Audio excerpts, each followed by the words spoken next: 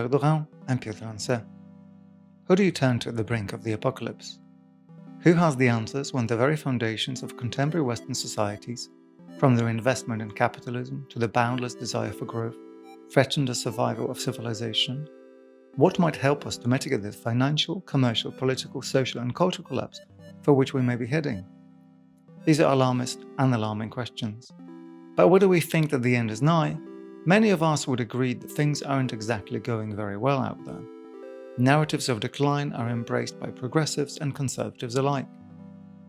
Even the most politically disaffected communities could hardly deny that the striking levels of wealth inequality that characterize developed economies aren't putting a strain on social cohesion. If we believe the news, cultures have never been more polarized than today. Even the most progressive of social changes are evidence of the impending end to some. And at the extreme, groups like Extinction Rebellion promote the idea that the climate emergency threatens all life. The fear of extinction and collapse now drive geopolitics and social attitudes alike. Museums and Societal Collapse, a new book by Robert Janes, proposes an unlikely hero to counter this narrative. It is Robert's hope that the museum could become, in his word, a lifeboat. Museum, he argues, are the public shopfronts which can foster civic dialogue and promote a vision of society that may survive the Great Flood. This could be music to the ears of these institutions, many of which are grappling with a crisis of confidence. Many, however, already believe that they have the social and political mandate to solve climate change and to resolve political tensions. The climate activism narrative which Robert proposes as the future of museum, I think, is already the credo of many cultural institutions today. Contrary to Robert, I believe that this is detrimental to the role in the public sphere. To some surprise, however, I found that we agree on a prognosis for the museum's future. Not least for these reasons, I believe this conversation is worth having. I record this lengthy introduction partly to compensate for the tone of my conversation with Robert. If you've heard my interviews before, you'll know that I like to challenge my guest.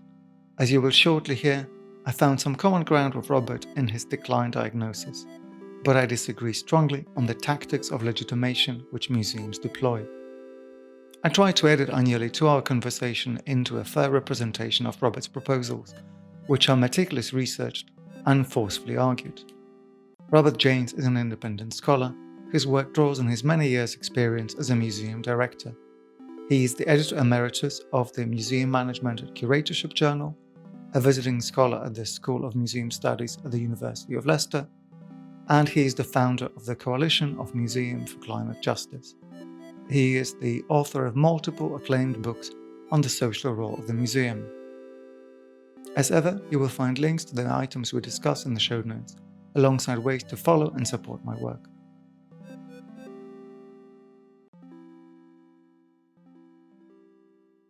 Robert, welcome to the show. Hello, I'm delighted to be here, and I really appreciate your interest in this work. Robert, I'd like to start as far away from the book and from its apocalyptic nature as possible, by which I mean that I'd like to ask you about your experience, your many decades as a museum director and a museum researcher.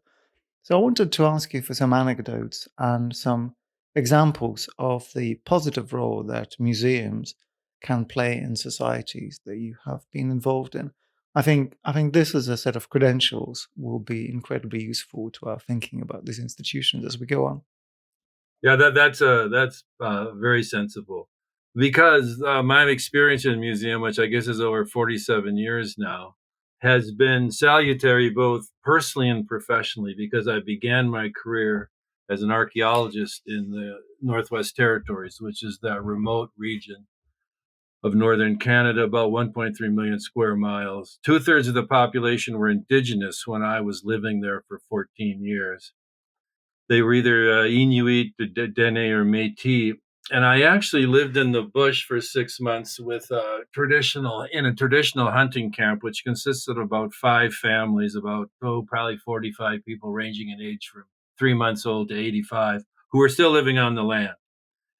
And so, as a novice archaeologist and not yet a museum director, I had this intimate experience with this hunting group, and I learned all kinds of things which began to influence my career as I became a museum director. And that was the first job I got, was as a museum director.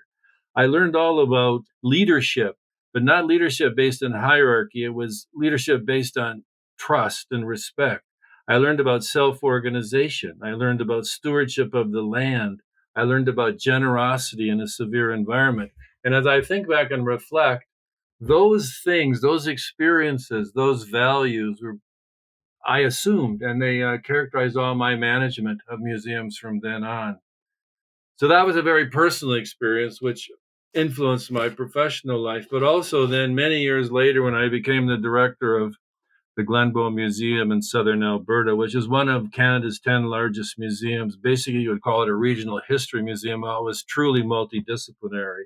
Mhm. It was located in Calgary, and in southern Alberta, southern Canada, where, contrary to my experience in the north, Indigenous peoples were marginalized. They were considered to be alcoholics on the east end of town. But I had a completely opposite experience, because when I worked in the north, I reported to people who were in charge, and they were Indigenous people. They were the people that wore three-piece suits.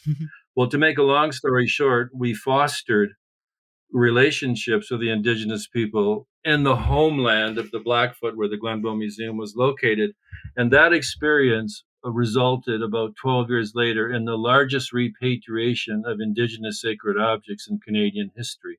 And it still is. So, on the one hand, my experience with the museum has been very personal. On the other hand, I think that I've been able to work in museums where we've actually contributed to community well being, far beyond the notion of education and entertainment.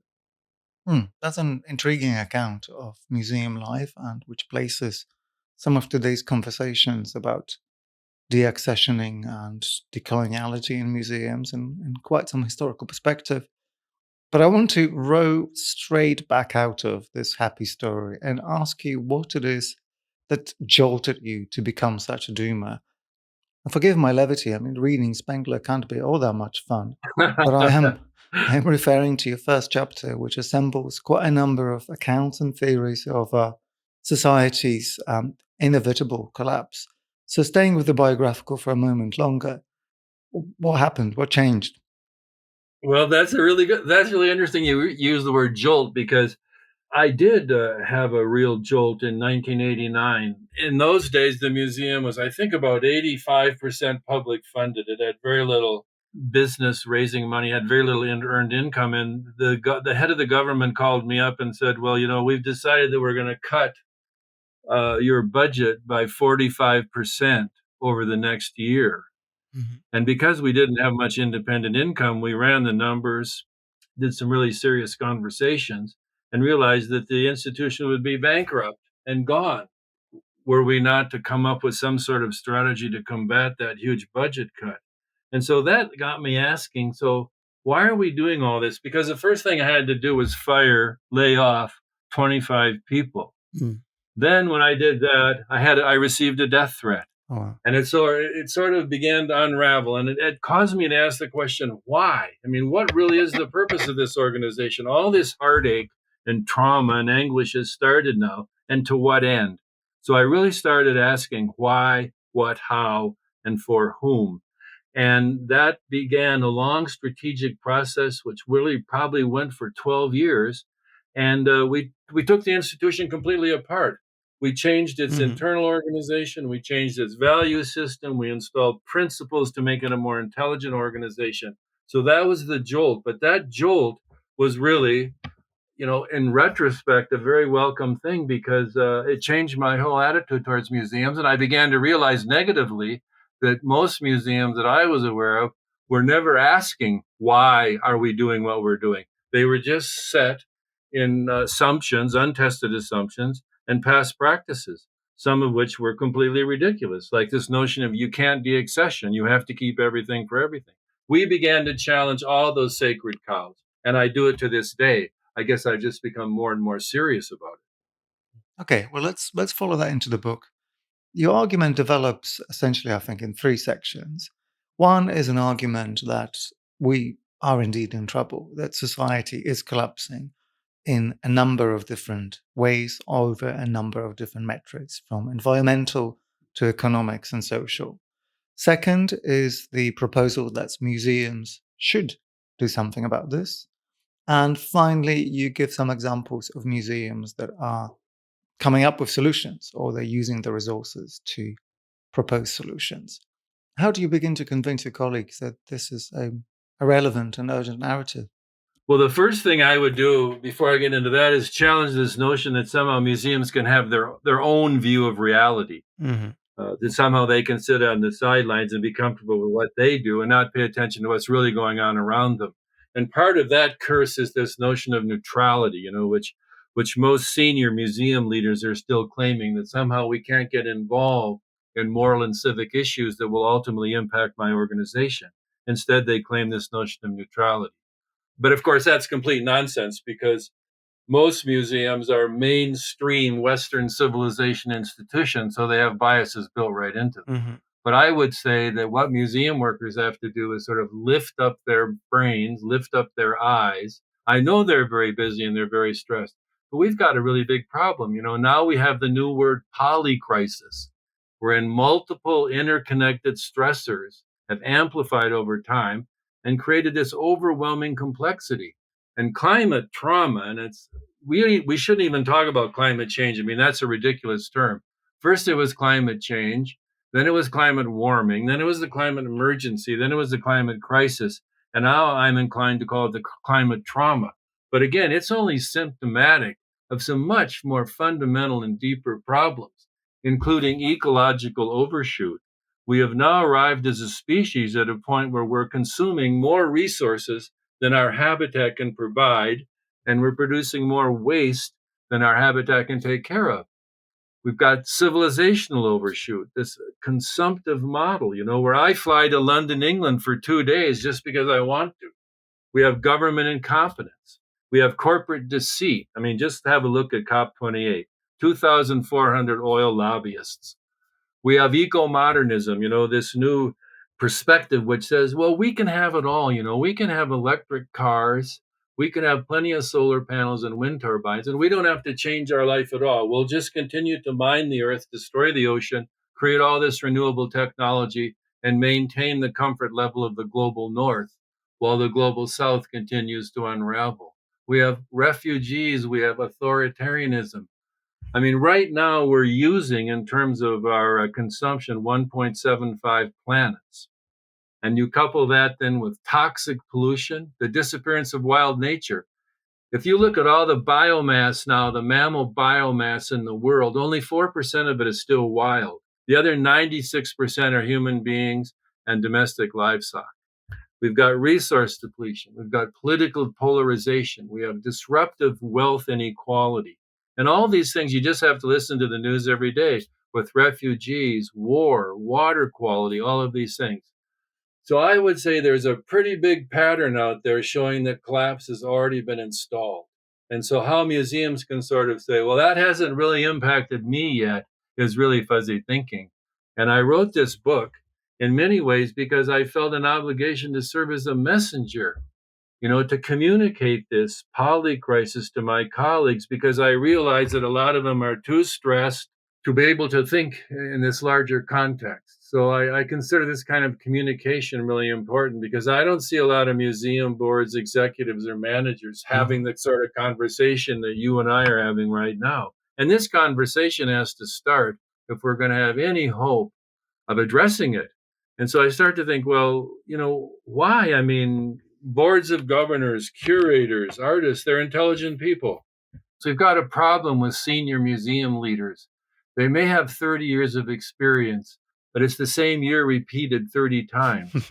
In other words, I don't see a lot of curiosity or a lot of reaching out and new learning in order to begin to cope with what's really going on. I think this answer will give our listeners a good idea of the focus of your deliberation. And indeed, the question of climate does really preoccupy a lot of the book. But staying with the general for a moment longer, every single one of the threats you describe does have the potential to end society as we know it or destabilize society significantly. So, if we're in agreement over that possibility, then the question for me becomes what it is that we can use to legitimate a set of responses.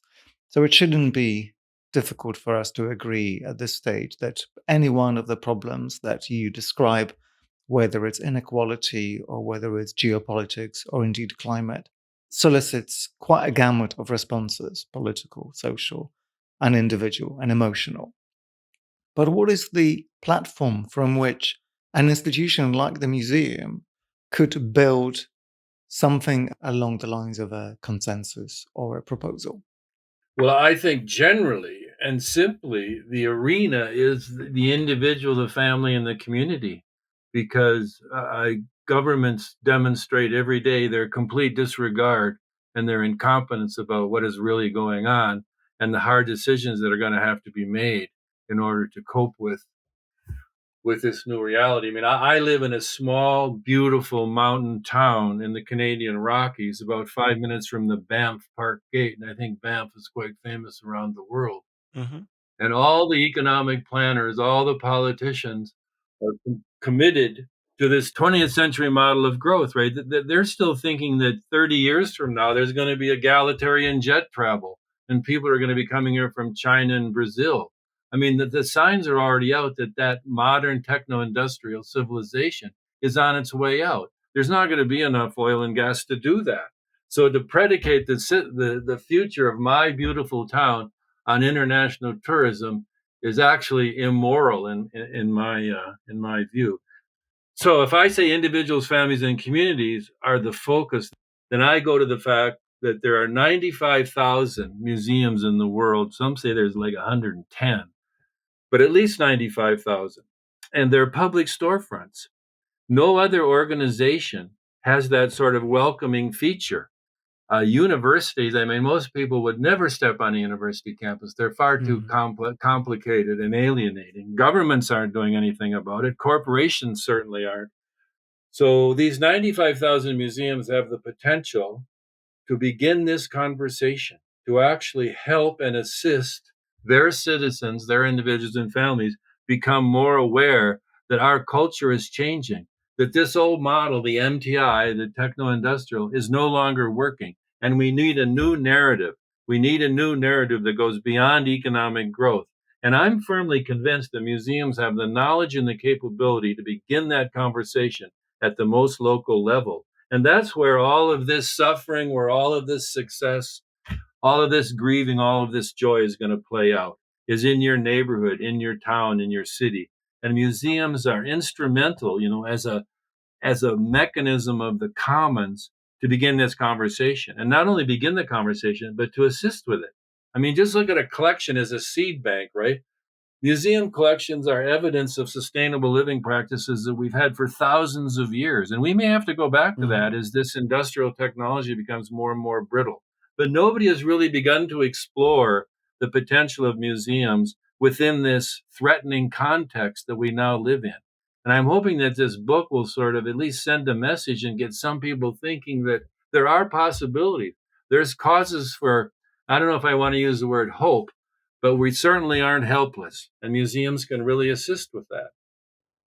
I want to stick with the notion of the public arena for a moment longer.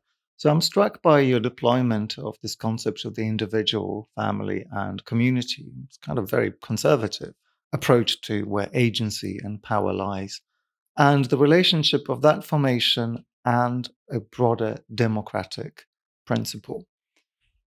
We would probably agree that Western societies have been running a bit of a democratic deficit of late. The turn to populism, for example, is a symptom of that. But there is also a tension inherent in trying to move from one scale to another. In the case of climate, for example, the idea that we might be able to affect some kind of change entirely within the kind of local community sphere doesn't exactly marry up with the necessity also put forward by the same narrative of making global changes. And conversely, the individual, the family, and the community don't necessarily have the legitimacy to demand change at a kind of global scale. So, where do you think the museum situates itself in all of this? And which scale of politics does it serve?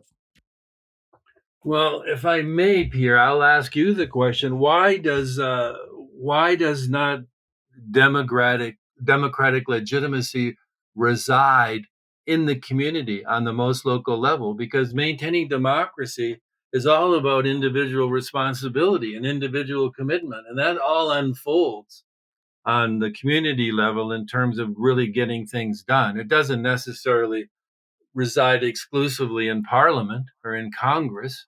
Hmm. I mean, democracy hits the road with individuals, families, and communities. And I see museums as a catalyst in fostering that. I mean, most museums are grounded in their communities, at least smaller ones are, and they're expressions of locality. Museums, they bear witness, they assemble evidence and knowledge, and they make things known. They're skilled at making learning accessible. They serve often as a bridge between nature and culture. They make learning fun and accessible. And again, they're public storefronts. People are comfortable going in there. So I see museums as a sort of not only a catalyst, but actually a host to enact these democratic principles so that the community can begin to adapt and protect itself from this polycrisis that's unfolding. I just don't think that we have to defer to some superior power to take care of us. We have to assume responsibility because it's clear that over the last, well, actually, climate change has been known about for over 100 years, first ever discovered by a Swedish scientist. The governments have done nothing. They're still enamored of the growth model, and the growth model is unequivocally killing the planet. To defer to a higher sort of democratic power hasn't gotten us anywhere. So I say that this reality has to begin to unfold on the most local level. Well, the way you phrase it sounds almost revolutionary, which is kind of a quaint thing to propose when we're talking about museums, probably the most conservative institutions that we could set about inventing. And I think that prompts a question of the history of the institution. At which point is it that the museum has failed to grasp this opportunity? So, whatever timeline we take in understanding the museum's role as the promoter of the democratic principle, what happens that stops museums from serving that function to the point that you believe they have been asleep at the wheel? Well, I mean that's a hard question because what would be the answer? I mean, are they sort of inherently conservative organizations? It makes me think of Neil Postman, the cultural critic, Hmm. who said that museums are mirrors of society. And as far as he was concerned, they should also be an argument with society.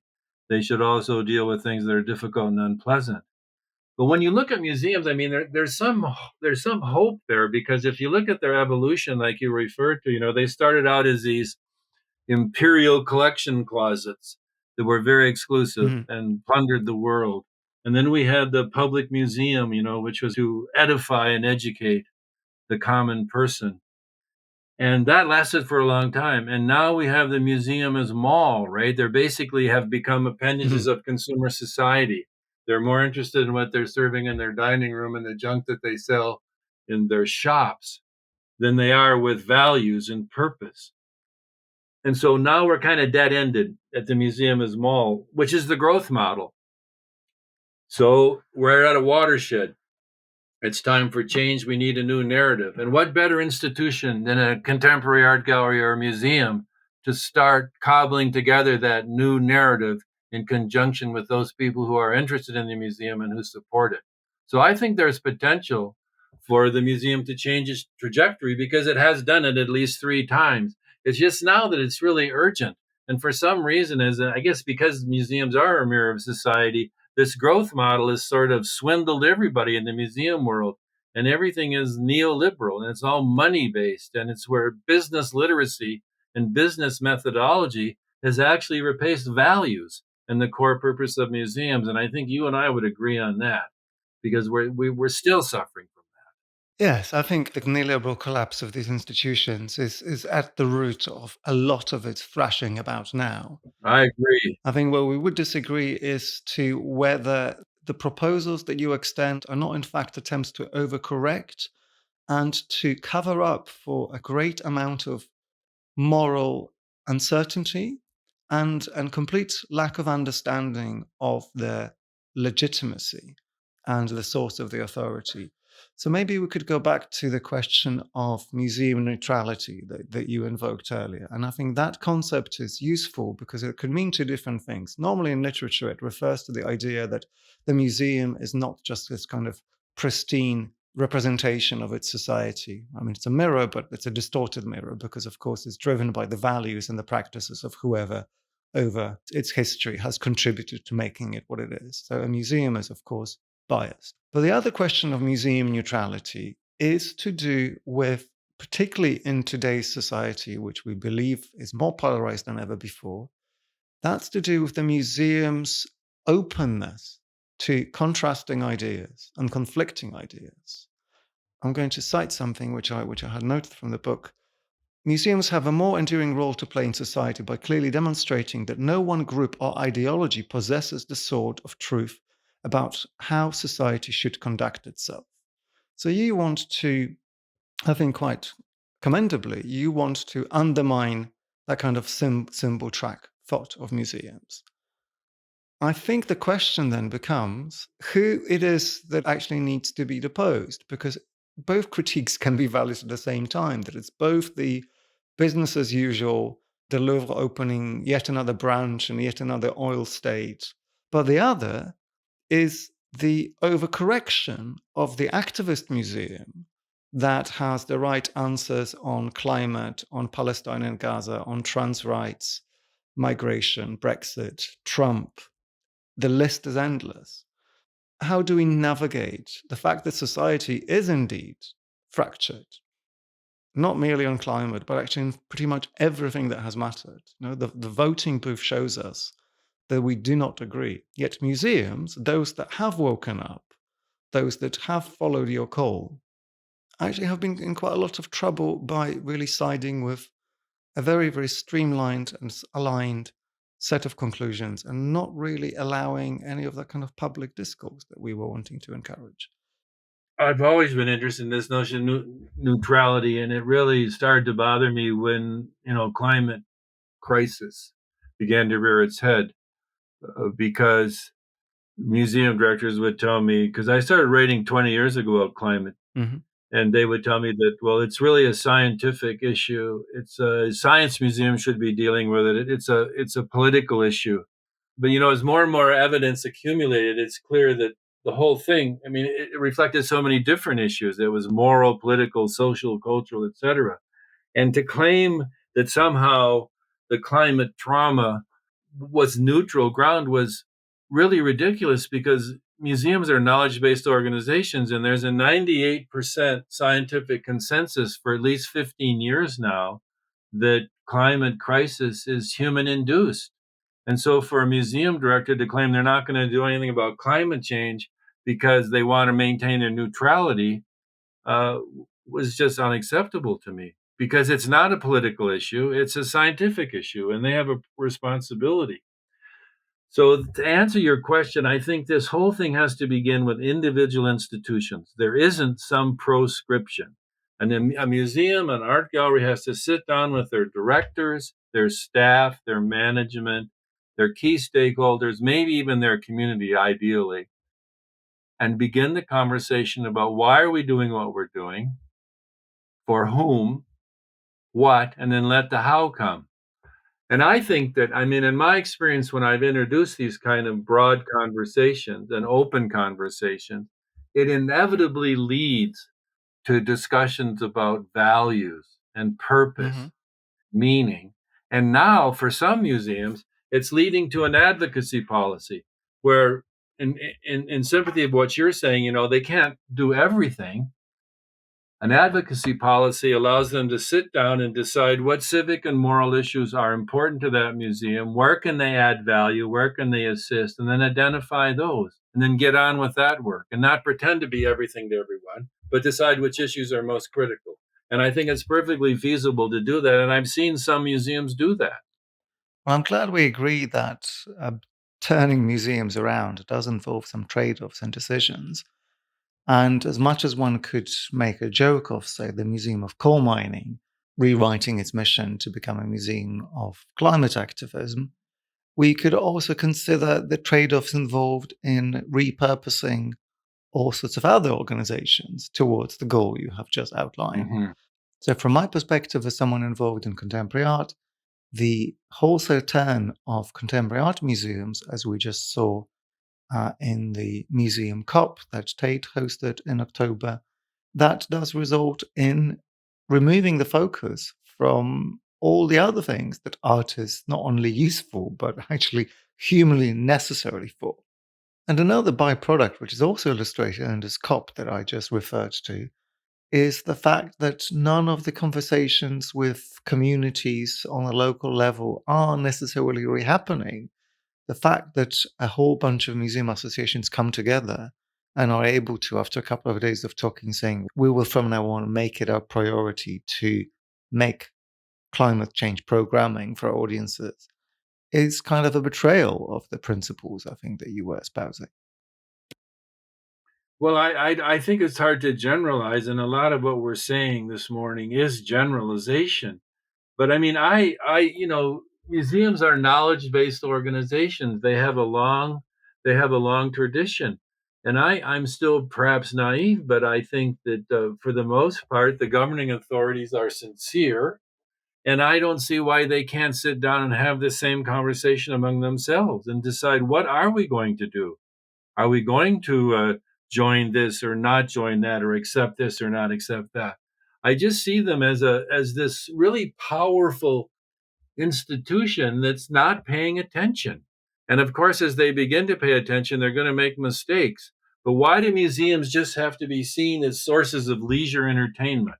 I mean, culture is not about leisure entertainment. I mean, culture is about how we lead our lives, and museums have a role and responsibility, and they're going to have to start working that out themselves, or I fear they're going to become completely irrelevant, even though a lot of them already are. And there are museums out there that are having these conversations, and they're writing strong mission statements about committing to climate change and other issues. And I don't see anything wrong with that. I see that at least there may be mistakes. It's not going to be perfect, but it's better than this passivity that characterizes so many museums in the world today. That may be aspirational, it may be naive, but I think we need to plant this message and get people to start talking and see what road they want to take. And because you see now that there's so many non-mainstream museum organizations that are welling up. I think I mentioned up to 20 in my book. And Mhm. these really organizations, they're not lobby groups. They've arisen because they're really unhappy with the way the museum world is being managed. You know, you've got the empathetic museum, you have museums as progress, you have museum expert, you have museum human, and a lot of these people are museum workers, Mhm. but a lot of them aren't. And they're looking at museums and saying we could really be doing a whole lot better if we started paying attention to these things. And again, that leads us in again to the nature of current museum leadership, which is so hierarchical. And throughout my entire career, I've always found that museum directors, art museum directors, have far too much authority, far too much responsibility. I mean, the world is so complex now that leadership is really about the group. It's not about the single CEO. Okay, I think we're going to loop back to points of agreement because towards the end of the book, you apply these critiques that you have just expressed. And among the solutions, you really consider that in this reevaluation of the museum's purpose, there should indeed naturally be quite a lot of losers. So, to my surprise, I'm completely with you on quite a lot of this. There are museums that are, for a variety of reasons, some of them because they're just not agile enough to really understand what it is they're looking after or respond to any kind of present, as you were just saying.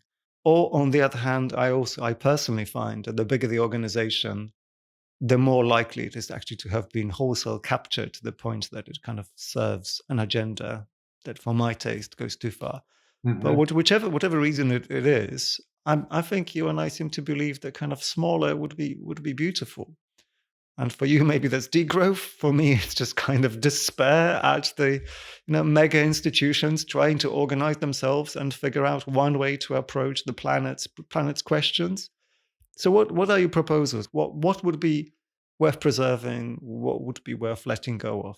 Yeah, I believe that the small museum is really the key to the future, maybe the small to the medium, because as we talked about earlier, they're much more nimble, they're more transparent in their communication, they're close to their communities. I mean, these really large museums, we've always said it's like turning a ship around in a bathtub. They're just like big government departments in many ways. They're hierarchical, they're process driven, they're bureaucratic, they're unresponsive, despite what they might say in their websites. So I don't see a great deal of future in the large museum, more so in the small museum. But I think some of the things that have to be done, some of the things that we have to let go of again is this growth myth. We just can't keep spending and consuming and building more museums and using more concrete and flying to conferences. I mean, it's irresponsible. So the growth myth has to end. I think the edifice complex has to end. But still, there's vanity and conceit architecture Hmm. buildings being built every month, and they're always over budget. And every time they go over budget, they fire off the staff and they reduce the programs to pay for the architectural mistakes. I think collecting has to be done in a much more sort of thoughtful manner. And if you can't take care of the objects that you have now, it probably makes pretty good sense to stop collecting. And I've been in multidisciplinary institutions. I was the director of one that had an archives, a vast archives actually. Hmm. And they were so sensible, the archivists, because they were in constant communication with their archival colleagues across Canada. And they would find out that we had a certain collection that really wasn't germane to our mandate. And they would give that to the place geographically where it was, and vice versa. Hmm. So they were always sharing collections, highly intelligent. Museums never do that. I think another thing that museums have to ponder and eliminate is this scarcity complex, which is characterized all the time I've been close to museums. There's never enough money, there's never enough staff, there's never enough technology, the buildings are too small, the collections are too small. I think that the scarcity complex has to be dropped. And I think another thing is start replacing this neoliberal marketplace ideology that you and I have discussed with values. Things like wisdom and humility and courage and social responsibility. Uh, Business literacy is really important. I mean, every museum worker should know what his or her budget is. They should know how to read a balance sheet. They should know all that financial stuff. But again, that's a methodology, it's not a value system. Hmm. And you and I think both agree that the values have been replaced by neoliberal ideology, and it's really been hurtful to museums. And I think back to what we were talking about earlier, another thing that we could dispense with is this notion of neutrality. But again, it has to be done thoughtfully. There's no sort of blanket prescription here. But I think if the conversation starts, the question why is asked, that it's going to lead to advocacy policy, or at least it's going to lead to a finer understanding of the position of the museum within its community. I want us to talk about the diversity of museums for a moment. And maybe a way to do this is to take the international view. And I guess this will be a fair question, even though our conversation has so far been confined to the Western world. The question would be fair because the question of climate, which you take on so frontally, does inevitably involve some kind of an international tussle about who should do what next and at what cost and to whose benefit precisely. So I wonder whether this highlights the fact that different museums and their communities might end up having completely different sets of principles and sets of interests, whether this negotiation between the museum and its community does take place or not. And I think that leaves the question of what the museum is for really dependent on whose the museum is and where it is. So, what does a museum in China owe to its community? What does it owe to the state? What does it owe to the more likely than not still private funder? What does a museum in Indonesia that is being lined up for exploitation of its natural resources by the West and China? What does its museum have to say about that? Well, I wish I had more, on the ground international experience, but you alluded to China. I understand that the Chinese government I don't know if the policy is still in effect, but it's very recent. They wanted a museum in every town of 100,000 people or more. And Mhm. clearly, they're a propaganda tool for maintaining the integrity of the state's ideology. And been in contact with a Taiwanese colleague who's concerned with government interference in his exhibition program as a way of promoting the government. And this has not happened before. So he's wondering what they should be doing about that. I assisted with the removal of the staff of the Memory Museum in Kabul when the Taliban Mhm. took over. The Memory Museum consisted of memory boxes of people who had been killed, tortured, or otherwise abused by the Taliban, along with archival documents, which would become very important in terms of human rights investigations about the Taliban's crimes. The Taliban came to the museum and said, "We're going to destroy the museum and kill all of you." We got the whole museum staff out. Took about a year and a half. They had to escape to Pakistan and hide out till they could get to Canada. They're here now. So just think of their museum agenda compared to mine, or yours. The sort of forces of evil that they're confronting. Uh, that's, I guess, just sort of a capsule look at some of my recent international museum experience. But I think about ICOM, and I don't know if you're familiar with ICOM, but it's the International Council of Mm. Museums. I think it has 40,000 members. It's huge. I mean, it's the biggest professional organization for museums in the world. But you bring up an interesting point because over the last 2 years, they thought that they needed a new definition of museums. And they had this really torturous process. I mean, it was comprehensive and really good, but basically it boiled down to people like me versus the more traditional people who want, collecting, preserving, and interpreting as the mandate, and me and others who thought that it needed to be more sort of contemporary and addressing what's really going on in the world. And the conservatives won. And I think the conservatives won because of what you said earlier. There are all these other museums that are fairly new in the rest of the world, and the ICOM is very international in Mhm. composition. And I think that otherworldly perspective, I mean, that international, that global perspective, dictated that more conservative definition of museums. And that's a conundrum now because this new definition of museums, which most museums probably will adopt, has sustainability, the word in there once, with no context and no meaning. It's just a throwaway word that means nothing. So that's definitely a problem.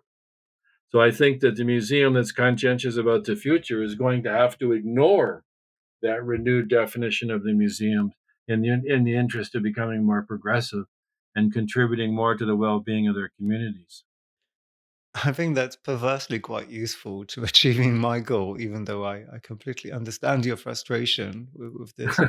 I did follow it as an ICOM member myself at them, and my view was actually that some of the proposals, which included turning the museum into an institution of care for the community, which is one of these agendas in the museum world. Let's make museums a replacement for failing healthcare systems. You're exaggerating a bit there, Pierre. For a comic effect, but also for a kind of a chilling effect. I think it would have been terrifying to extend the obligations of these institutions into areas of competence in which they have no experience and absolutely no resources. And you have said a couple of times in our conversations that museums are institutions of scientific learning and knowledge. Well, there are disciplines, there are limits to the competence of museums. They are, as you were saying, we can't be all things to all people. And quite often, that kind of hubris, I think, starts already within the institutions. I don't think there needs to be sort of a preconceived notion of limitations. I mean, why can't museums, scan the environment, scan their resources, and decide what it would be appropriate for them to do? And if they might need assistance, they could reach out for it. I mean, that's another problem. Museums, they're so insular and everything has to be perfect. Well, they could be a bit more vulnerable and admit that they don't really know about this and seek assistance in the form of sort of multidisciplinary collaboration. But that's not on the agenda for most museums. They're the authority, they have the answer, they'll take care of things. Hmm. And the other point I want to make is that this discussion we had may have been, adequate 15 years ago, but as I pointed out in the poly crisis, the rules underpinning our existence have completely changed now. We have never been in this position before as a civilization. We have in terms of wars and things like that, but not in terms of what we've done to the environment, what we've done to the oceans, what we're doing to all these complex ecosystems. This is a whole new agenda, and I think we need a whole new set of references to start to guide our work. In other words, the past is no longer the guide to the future. Well, I'll take responsibility for a couple of days of this 15 years, Robert, not necessarily for all of them. No, But I've quizzed you about the democratic principle and I've quizzed you about the technical just now. So I wonder whether you indulge me in thinking about the moral. So there are plenty of questions that museums take on as a matter of activism, and I've already intimated that I think they are quite easily swayed by activist groups. Questions like Brexit, questions like the support of the disdain for Donald Trump. And these are just selected examples. But there are plenty of instances of museum workers in the UK coming under quite severe strain, including losing their jobs simply for exercising their democratic right to vote in an election in a particular way. So censorship is now a kind of design feature of the museum. And I appreciate that I'm taking this quite far, this boat. So as a throw remark, I'll offer the question of Israel and Palestine, which has recently seen museums completely lose their rudder. And I would possibly say for the right reasons and for the best. But my question then to you is, how do we navigate the need for urgent action that museums are quite happy to participate in under circumstances which are highly contested on moral grounds? I don't know the scale of this that's bothering you so much. I mean, I would consider that this moral rectitude problem is sort of a minority dimension compared to the good that's really being done. And I don't know whether you looked at the book that I did with Richard Sandel on museum activism, but a lot of that stuff is just about making communities better and helping communities get better and helping with the well-being of communities. It's not about moral rectitude. It's assisting where assistance is required with memory museums and all sorts of things. Yeah. So let's take an example there. The thing that does come through the book, you nail your colors to the mast as someone who's in favor of degrowth. Should you be running a museum that is proposing to its community that degrowth is the option? How do you accommodate disagreement? How do you accommodate the fact that, as we happen to know, at the voting booth, no community is agreeing with any of this? How does a museum then foster a conversation on contentious proposal, a solution to a problem that I think there is agreement on? Because this is what happens in all conversations. Yes, in fact, even in ours, the disagreement about the problem and the disagreement to its solutions, they get kind of mixed up one and the other. So how would you argue as a museum director?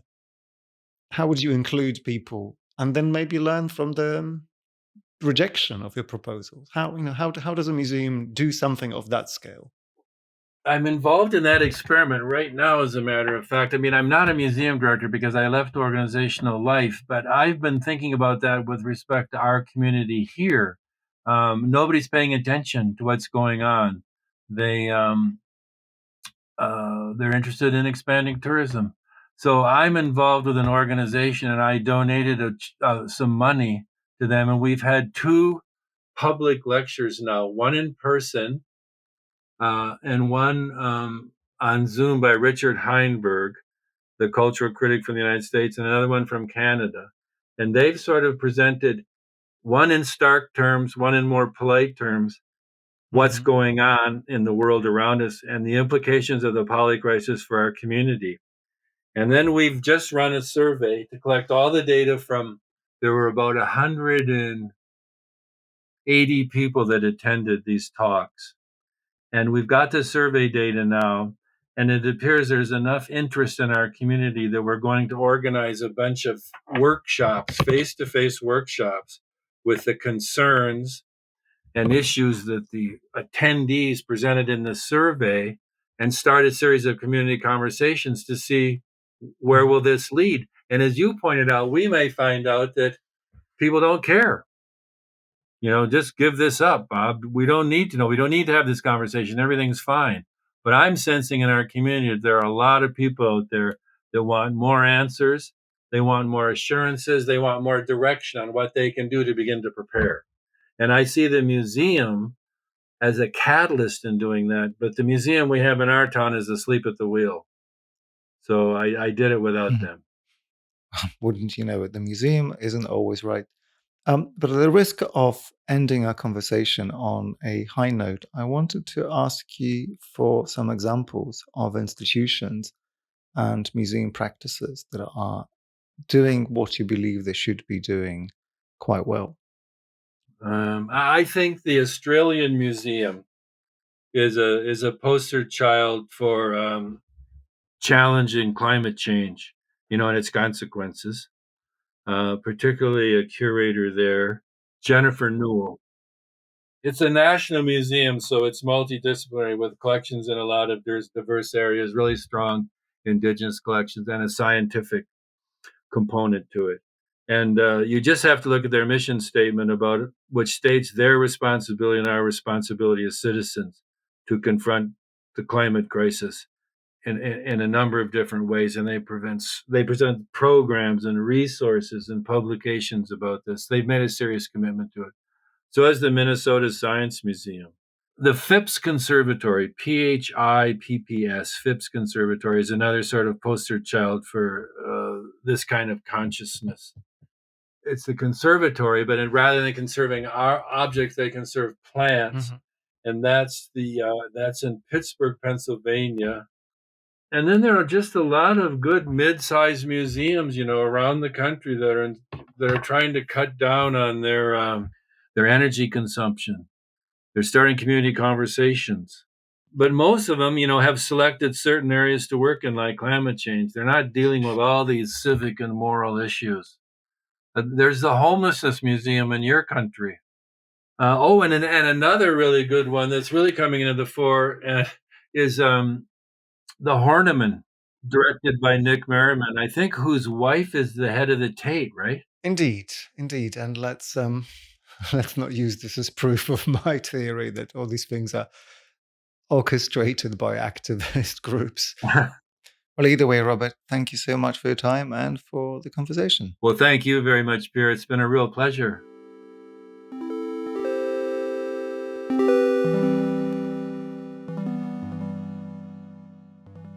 Museums and Societal Collapse, The Museum as Lifeboat by Robert R. Janes is published by Routledge. I'm Pierre Valentin. Thanks for listening. Join me next time.